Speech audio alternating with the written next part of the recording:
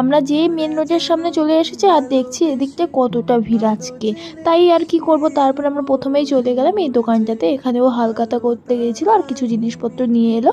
তারপরে আমরা চলে গেছিলাম মোড়ের থেকে কিছু গ্রোসারিস কিছু নিলাম।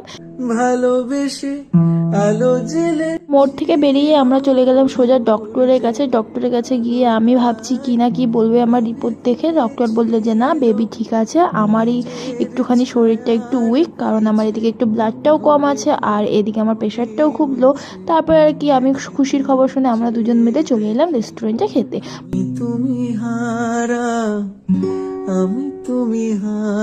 তারপর আমি এখানে প্রথমে একটা পেপসি অর্ডার করে দিয়েছিলাম, যেটা খেয়ে আমার একটু রিফ্রেশ লাগছিল। তারপরে এখানে নিয়ে নিয়েছিলাম একটা চিজি পিৎজা। জানো তো কি পিৎজাটা না দারুণ খেতে ছিল।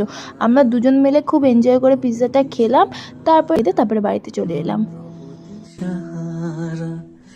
জবাব